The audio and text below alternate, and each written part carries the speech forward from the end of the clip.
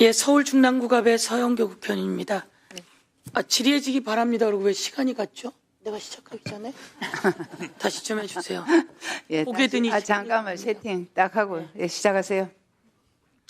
아니 시작하세요. 근데 왜 시작을 안 했는데 자꾸 시간이 가냐고요. 아유 시간이 지금 많으니까요. 예, 생길 질의 예. 네, 예, 여가부 장관님. 네. 에이펙이 아주 성공적이었어요. 네. 예, 누가 트럼프하고 이재명 대통령이 그렇게 협상을 잘하리라고 생각했을까요? 가슴 졸이며 긴장하며 봤어요. 그런데 참 잘했어요. 핵 추진체 잠수함, 이것을 따냈습니다. 핵 추진체 잠수함이 있지 않으면 제대로 갈 수가 없습니다. 그리고 시진핑과의 협상도 마찬가지였습니다. 아주 잘 되었습니다. 코스피는 4,200선도 뚫었습니다. 윤석열 비상계엄이 있고 코스피가 2,300까지 떨어졌어요. 한 언론사의 자료에 의하면 윤석열 비상계엄으로 900조라고 하는 청구서가 곳곳에 날아들었다는 겁니다. 한 지도자가 어떤 일을 벌임에 따라서 대한민국이 망가질 뻔했다는 겁니다. 그런데 국민이 제자리를 잡았어요. 어제는 아주 충격적인 얘기가 있었죠. 불러와라, 잡아와라. 한동, 이름이 뭐죠? 한동훈, 내 앞에 잡아와. 그럼 총을 쏴서라도 죽여버리게. 무서운 일 아닙니까? 그리고 일부 정치인의 이름을 같이 불렀다는 겁니다. 저는 솔직히 말씀드려서 노상원 수첩에 제 이름이 2번이 들어가 있었습니다. 그래서 참 무서운 상황이었는데 어떻든 잘 극복하고 제가 기재위에 있었는데 마지막에 저희들의 경제 성장률이 마이너스까지 떨어졌습니다. 지금은 경제 성장률이 1.2%까지 나왔어요. IMF 등이 경제 성장률 마이너스를 벗어나기 어렵다고 했는데요. 잘해야 합니다. 잘해야 합니다. 정부가 잘해야 합니다. 여가부 장관이 잘해야 하고 뒤에 나와 계신 분들이 잘해야 합니다. 뒤에 나와 계신 분들은 제가 아까 청소년 진흥원 이사장님도 만나서 인사드렸지만 제가 청소년 행사에 간 거 알고 계셨죠? 예. 가정박 청소년이 얼마나 많은데 가정박 청소년은 그냥 버려진 청소년들 아닙니까? 그런데 청소년 단체가 이 아이들을 잘 돌봐서 아이가 너무 잘 큰 사례를 제가 그날 국회 도서관 대강당에서 들었습니다.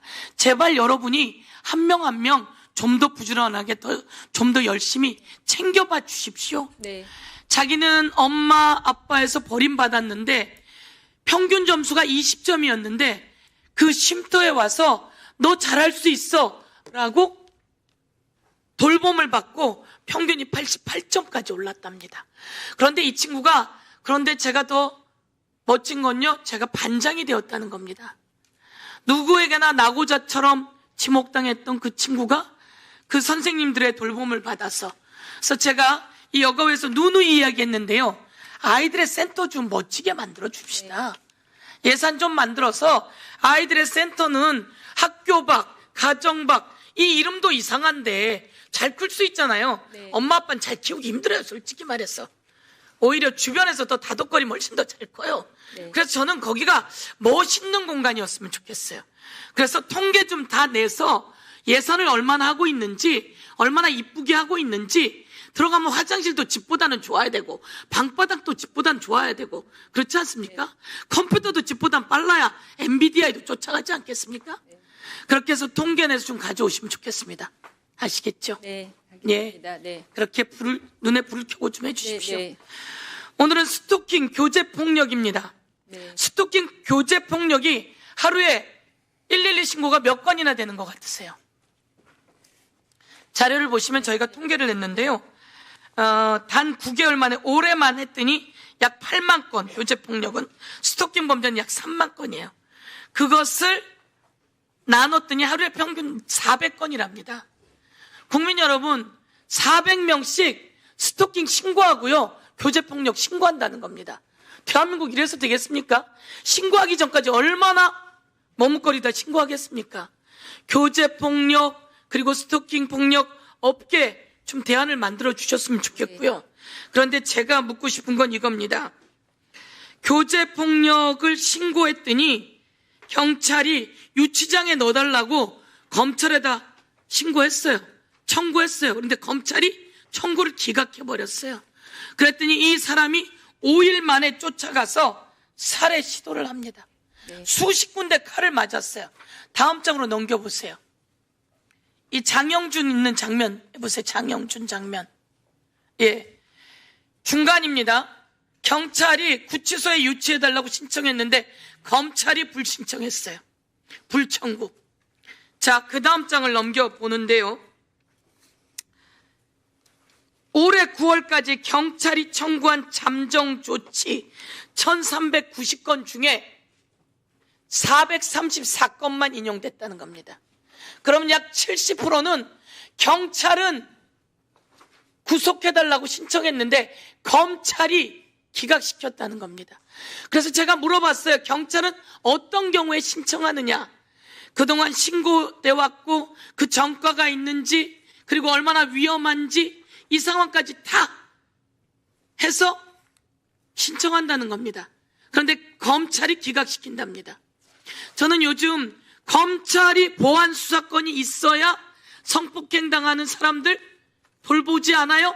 라고 하는 말이 그럴싸할 듯 것처럼 보였는데 이 통계만 봐도 경찰이 신청한 1,400건 중에 400건 정도만 검찰이 청구해 줬다는 겁니다.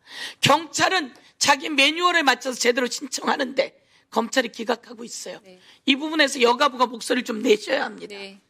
이제 수사 기소 분리되면서 그래서 검사가 보안 수사해야 여성을 보호할 수 있다고 그랬는데 커녕 전부 다 기각시켰다는 걸 제가 받은 자료로 오늘 조선일보에 저희가 내보냈는데요. 네. 알아두시면 좋겠어요. 네. 그 다음에 제가 법사위도 질의한 건데요. 검사 중에 성매매한 검사가 성폭력 당한 피의자의 공판 검사로 나왔어요.